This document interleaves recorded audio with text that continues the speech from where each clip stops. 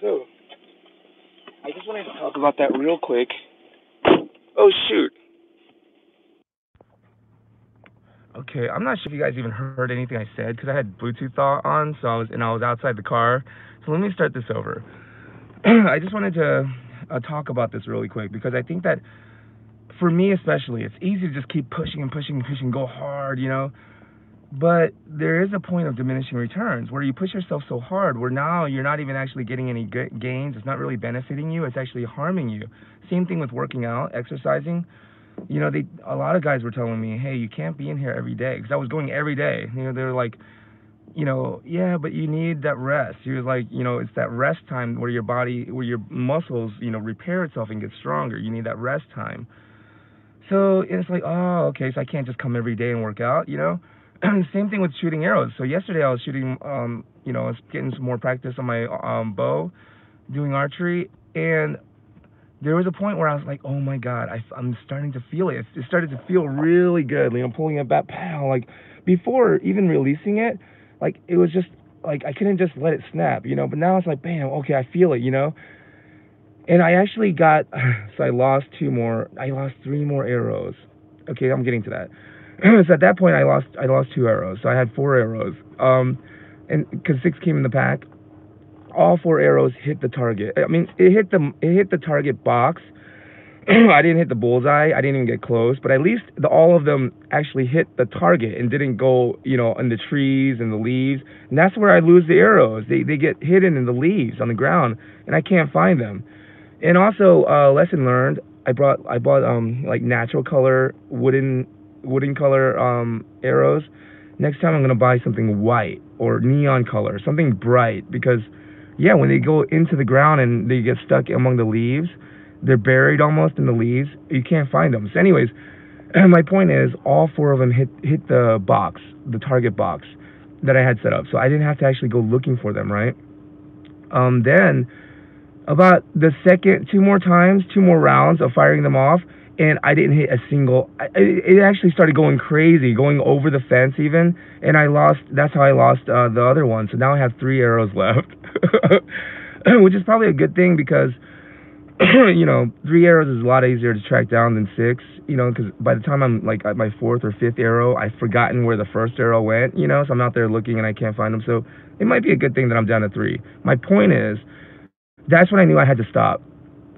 Because, yeah, 10,000 hours, you know, practice over.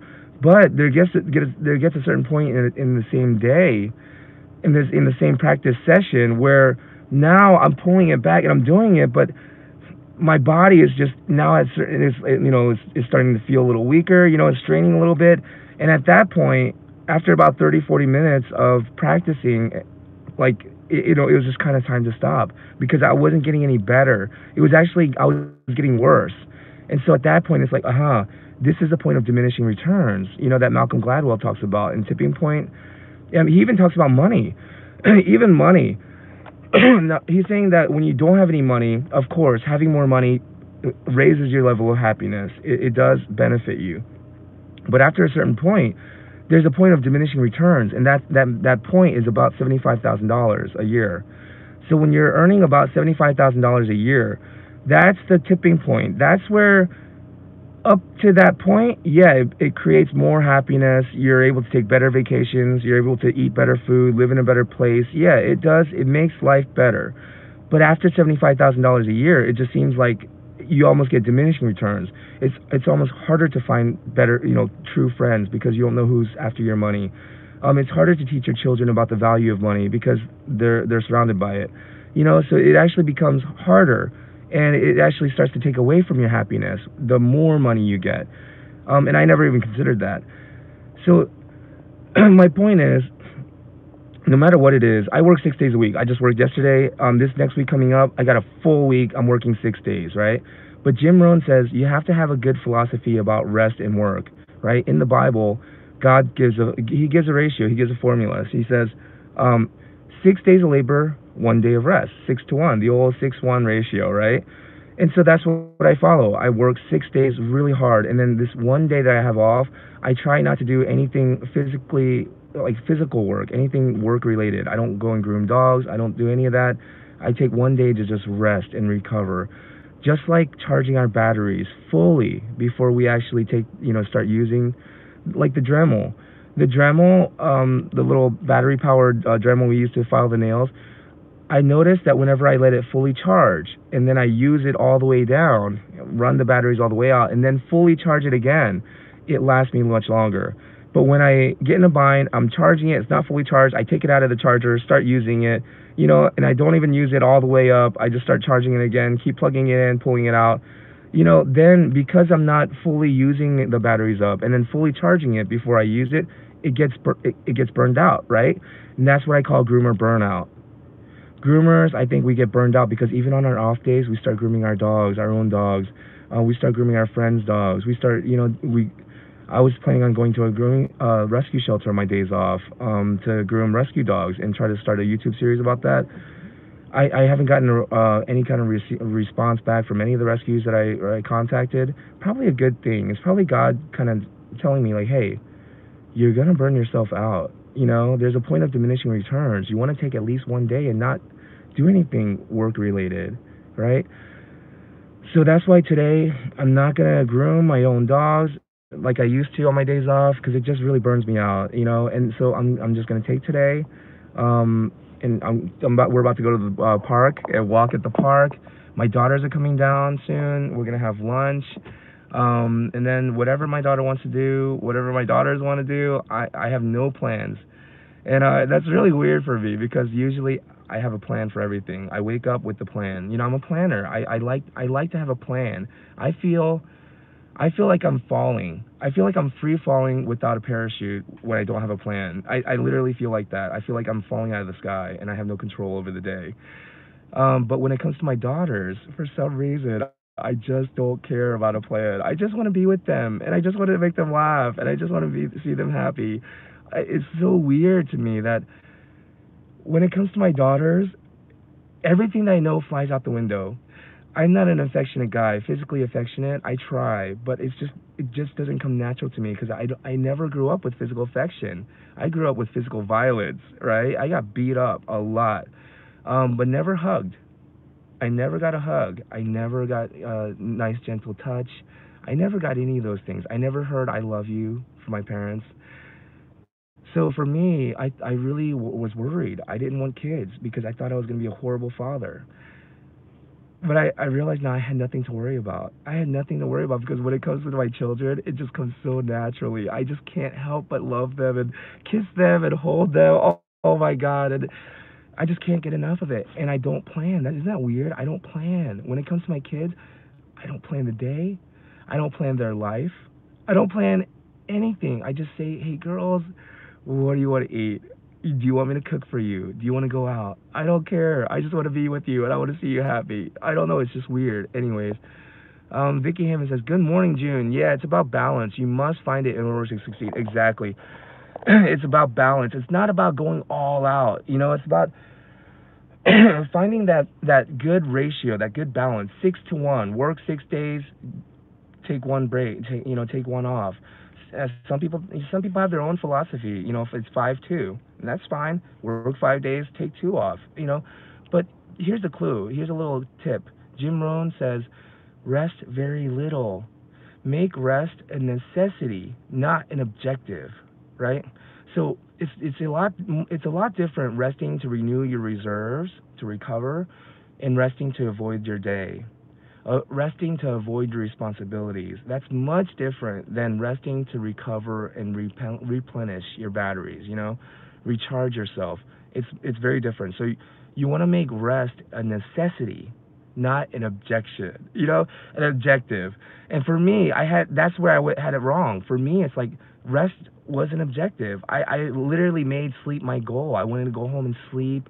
I love to sleep and stuff. And now it's like, rest very little. Araceli Maldonado. Hey, I recognize that name. What's up? Maldonado clicked. Hello. In life, we need to balance because everything is important in life. Exactly. Robert Harrington, when a dog starts to act up, not obviously stressed, should I give it a break or push through? What are your thoughts on diminishing returns during a groom? I would give it a break. I would give the dog a break. That's why new clients take me all day long. When I went and did the two spaniels, the Cocker Spaniel and the Boykin Spaniel, it took me a long time because I would give one a break. But that's why I like doing places that have two dogs because while I'm giving the other one a break, I could put the other one on the table and start working on the other. So I don't take a break. I just give the dogs a break. You getting impatient over there, Weemy? What do you? Hey. You're not gonna get to the park by digging, all right, buddy? Excuse me. Yeah, I'm talking to you. Don't give me that look. Here's Dexter coming to fix it. He's like, he didn't mean it. He didn't mean it, Dad. But anyways, yes, just remember, guys, there's a point of diminishing returns, no matter what it is.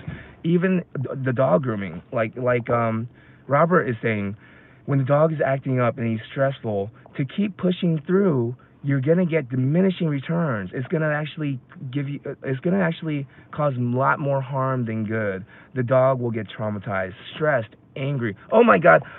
So I'm gonna end with this. So I was talking with Carl at Adopt a Greyhound Atlanta because again, I'm trying to contact different rescue shelters and I was trying to, create a YouTube series called Grooming to the Rescue. But the situation is very weird, and Carl kind of explained it to me. The Humane Society right now. Oh, thank you, Rosalie. I will enjoy my day with my family. Okay, but here's what Carl told me. The Humane Society, especially with the Greyhounds is a very specific, special situation right now. The Humane Society of America shut down, actively campaigned and lobbied to shut down all of the um, Greyhound racetracks down in Florida, right? And once they got them shut down, the way that it works, the Greyhounds are not in these kennels and all this stuff. They're actually in people's homes. These are people's, like, yeah, they're racing dogs. They're they use them for sport, but they also raise them so good, with so much care. Think about it. This is their prized dog. It's like raising a prized horse. You're not gonna mistreat it. So these dogs are getting very well taken care of by their owners, and even though they're racing, and by 2 or 3 years old, they're retired, and then they put them in very nice homes, and there was not even this problem that the Humane Society made it seem like. They made it seem like there's this huge problem with these dogs are being raised and mistreated and killed after they're retired. This was not true. None of this was true. And he was saying that nobody actually took the time to go down to Florida and actually ask the people who had these Greyhounds about the situation. They just took the propaganda. And so did I. I believed the propaganda that we were being shown on TV, the commercials and everything. So here's the situation. Once they shut down all the Greyhound tracks down in Florida, now there's like 102, I think he said, 102 Greyhound rescue organizations across the U.S. They put them in all the rescues, and they all got homes immediately. And now there's no more Greyhounds to adopt. And he's saying he has a waiting list. He has a waiting list, like months long, for people waiting for Greyhounds. Because there are none now. You know why? Because they shut down all the tracks. So guess what? There's no more Greyhounds. There's no more people breeding them. There's no more demand for them. And so now that there's very few Greyhounds, guess what? Only the people that really, really want them get them, right? They're on waiting lists. They pay a lot of money. And so guess what? The Greyhound rescues, they don't need any help. You know? And that's like so crazy because it's like, wow. And here's the crazy thing. The Humane Society, they are not even allowed to touch a single one of those Greyhounds because they're not in kennels. They're not in shelters. They're in people's homes. These are people's pets.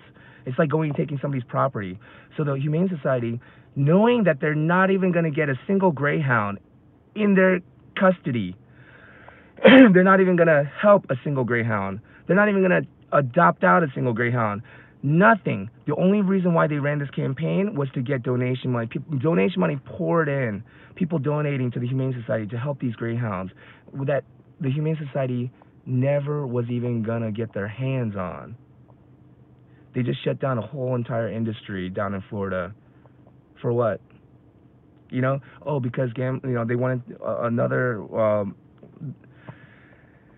Now, again, I may get in trouble for saying all this, but and I told Carl, I was like, is it okay if I repeat this in public? I mean, I don't want to get you in trouble. He was like, I don't care. He was like, tell him. He was like, I mean, this is all the truth. So the warehouses, the big buildings that they were running the Greyhound tracks in Florida, it's a lot more expensive to maintain that, and live animals and dogs. It's a lot more expensive to maintain that than a building full of slot machines. Okay? And so what he's saying that he thinks what happened is that they were trying to get more money into the government, into the, tax money and all of that. So they wanted to change the dog racing tracks to casinos. So what do? They make the Greyhound tracks, and the people who race dogs and who are interested in this, they make them look like animals. They make them look brute, like barbarians. They make them look like they're hurting and mistreating these greyhounds and killing them after they're done with racing them. None of this was true. And guess what? Almost nobody went down and actually checked the facts. And now there's no more greyhound racing in Florida. And now there's no more greyhounds in rescues. Just think about that. Just think about the dishonesty that's going on, in this world, by people who are supposed to be helping, by people who are supposed to be leading. Like, what are you guys doing? Why are you lying so much? Why are you doing things and destroying people's lives to try to make more money? How much more money do you need? Like, it's crazy. It seems like it's a disease these days. The disease is called more. It's an infection. It is killing us all because we're not even able to enjoy enough. We're not able to enjoy enough because we're suffering from a disease called more. I get it all the time. Oh my God, June, you gotta expand. You gotta scale this. You gotta strike while the iron's hot. Like you gotta ride this momentum and really try to. What? I have enough. How much is enough? I don't know. You gotta decide that. And when you get what you decide is enough, be happy. Like, wow. Okay, I told this story on Facebook, but I'm gonna tell this last one. Oh man, they're probably getting it. It's the other dog. Hey. So I gotta wrap this up. So there was a Korean gentleman in Korea. He was an older guy. He set up a ramen noodle stand in front of a university, right? And in front of this university, every single day, the students would line up for lunch, to eat a bowl of ramen. Hey, because it was cheap, it was delicious, it was, and the line would just stretch out, right? Soon enough, this ramen stand became popular, and this is before internet. This is before all of that. It was just all word of mouth. Word spread. People started coming from different towns, because they heard about this ramen stand where people would just stand in line. It must be that good, right? This old man started becoming a legend, and some people would travel, stand in line, and he would run out and close up shop and leave, and they wouldn't even get a chance to taste it, but they would come back, just to see if they could get a taste, So then these rich people saw what was going on, and they approached him and said, hey, listen, you have something here. This is, obviously, line out the door. People are traveling to see you guys, see you and get your ramen. This is something, right? He was like, we're businessmen. We know how to scale. We know how to, create success. We'll take care of it. We got a business plan. See that building right there? We're gonna set up a restaurant for you, a ramen restaurant. And now, instead of running out of inventory, you'll have plenty of inventory, and you can just sell all day long. And instead of having a line, there'll be plenty of seats and tables for people to come in and fill the restaurant, and you will make all that money. You're leaving money on the table. By running out of inventory and letting people walk away, you're literally walking away from money. You're leaving money on the table. That's not a smart thing to do. So let's create this restaurant. We're going to do it. We're going to invest. We're going to take a percentage. We're going to take care of you. We'll make sure you're fine, right? Then They open up the restaurant, they go out of business. He goes out of business. Why? Because it was the line that made the business. It was the line that made the magic. You know, the secret sauce was in the line out the door. Sometimes what you have right now, that's why it works. When you change it to try to scoop up everything, get all the crumbs, then when you start pinching the pennies, you lose the dollars. You lose everything. It was probably the way he was making it, the time that he was taking, like the ingredients, everything. And because it was a small operation, it was quality control, and it was great. I think once they made it bigger and they made it a big fancy restaurant and everything, it kind of became like everything else, and it wasn't special anymore. And he lost everything. They went out of business. They went in debt. They lost a lot of money. Now, I would like to bring that right back to now. I have a line out the door, a waiting list. I'm busy, and I only do a few dogs a day. It's quality control. And sometimes I don't have enough time to do the second dog. I run out of time, and I go home, and that person doesn't get their dog groomed. They get them groomed another day, of course. I do work with my clients, but sometimes that happens. And an investor, somebody who's rich, a Harvard Business School, graduate, might look at my situation and say, hey, listen, man, you're leaving money on the table. You're walking away from a lot. You're not being smart.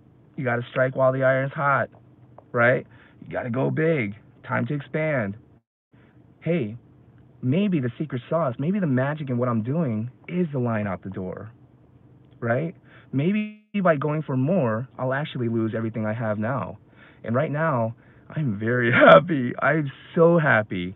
And it is true that up to a certain point, money does help a lot, especially when you're in my situation where I didn't have no money. I had worse than no money. It was before you hit zero, you were done. They're like, you ran out of money. You're good. You're out.